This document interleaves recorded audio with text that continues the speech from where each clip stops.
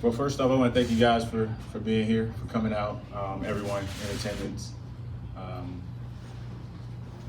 The decision I had to make on Monday, was a tough one.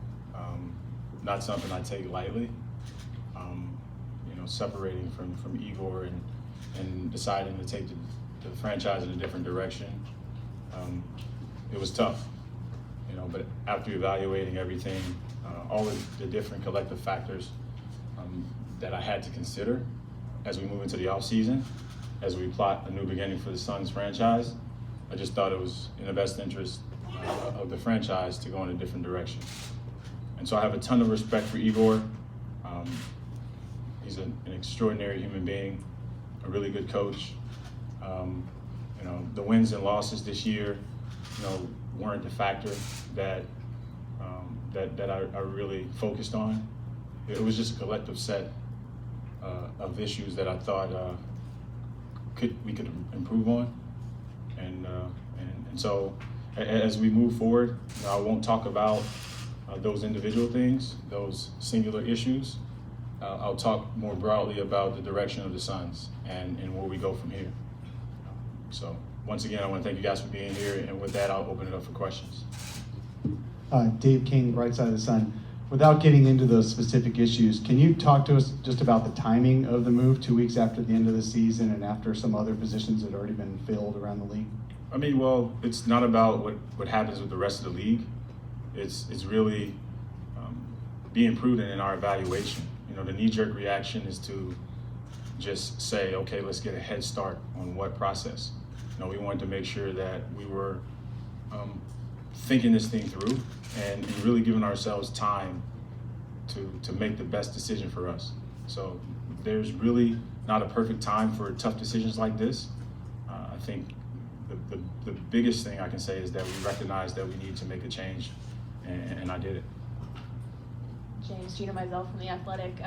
This is now going to be 5 head coaches in 5 years for this franchise.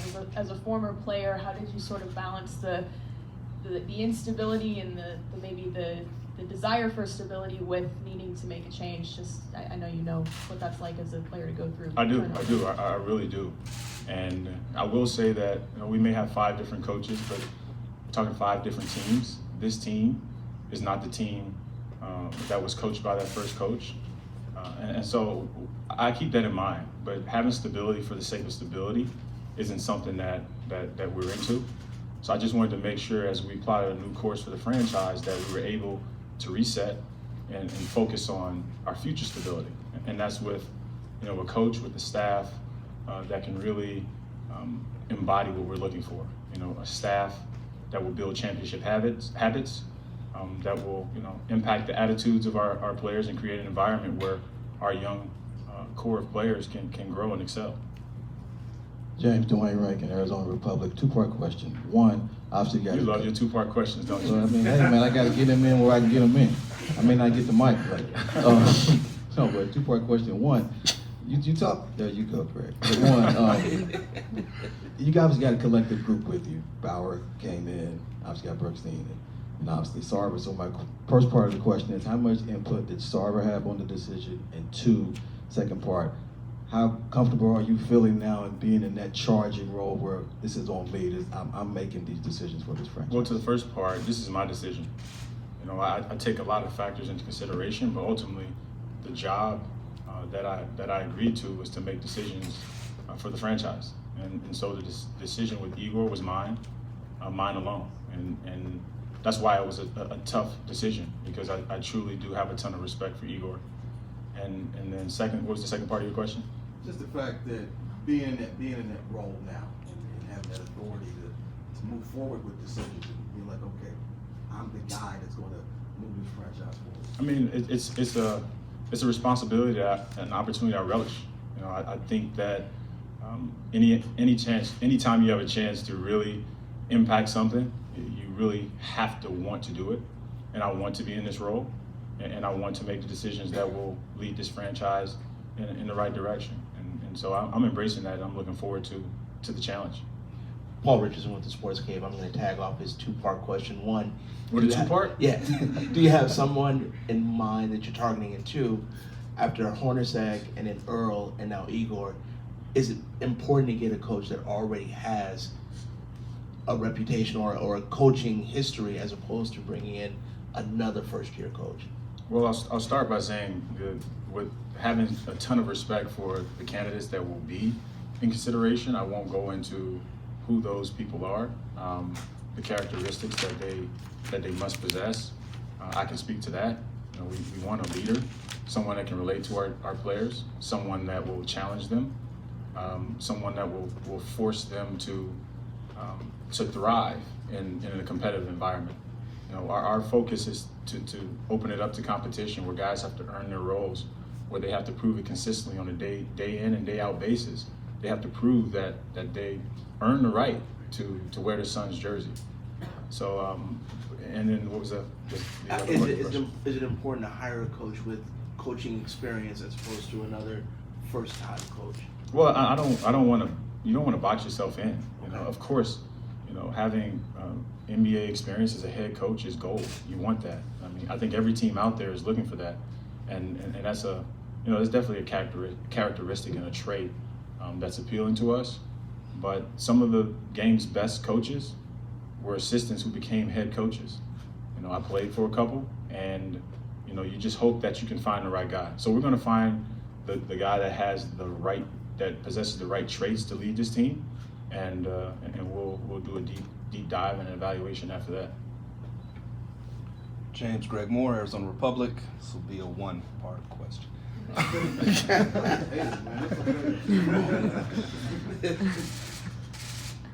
So with the instability over the years and with the problems over the years, what can you do to reassure fans that you're the guy and that that's not lip service, that there's not somebody above you second guessing you and forcing you into moves that maybe you don't want to make? Well, I mean, I can tell you that there has not been a decision I've made that was dictated to me.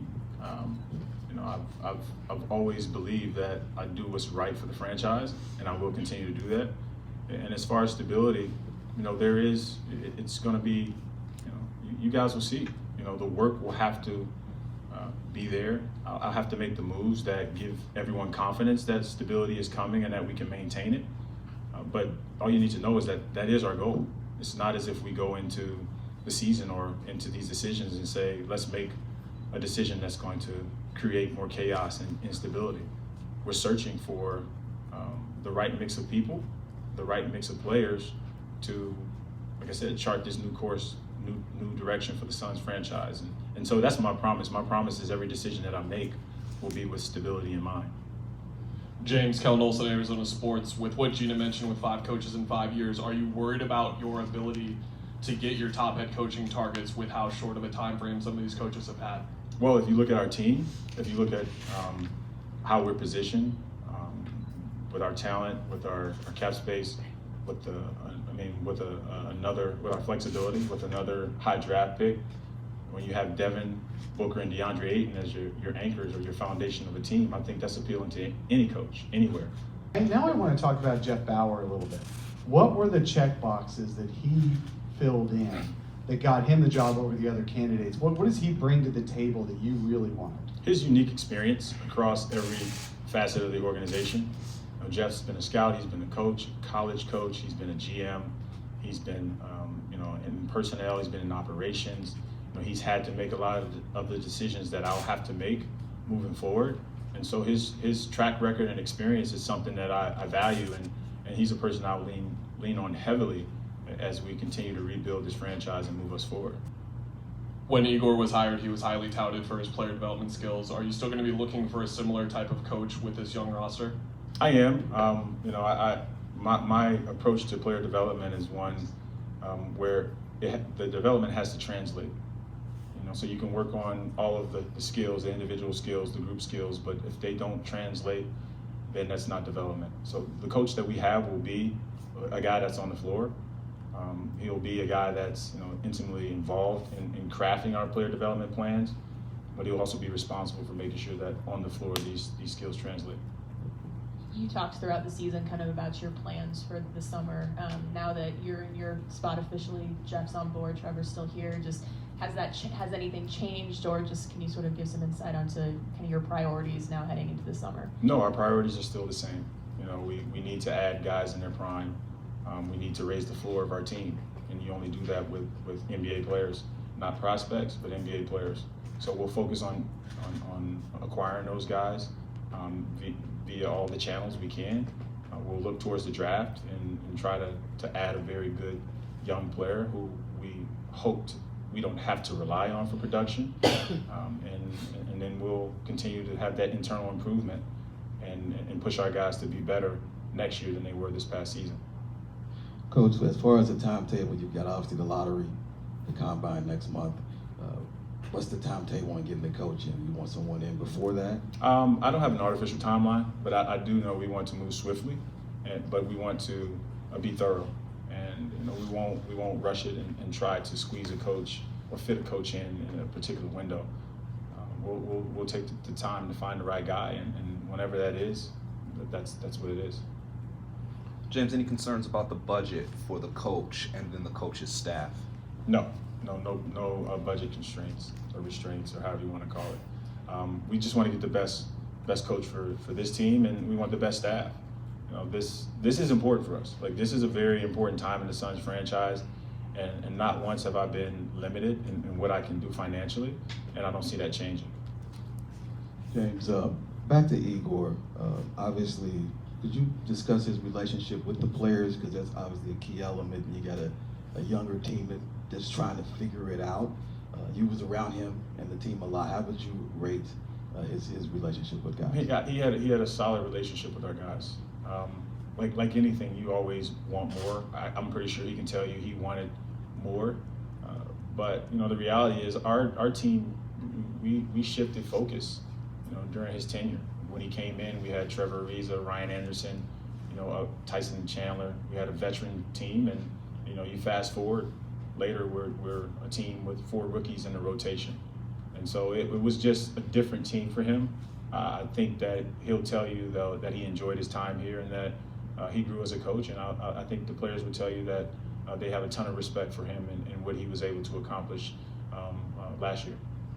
You hinted towards free agency, and obviously Oubre, a key guy that you got to figure out on what to do moving forward. Is he testing the market, or are you guys working on trying to get a deal before that? I don't know what Kelly's doing right now. He's probably on the beach somewhere. He's probably enjoying, you know, the well-deserved time off. But I've said before, we love Kelly. We want Kelly here, and we'll address that when the time comes.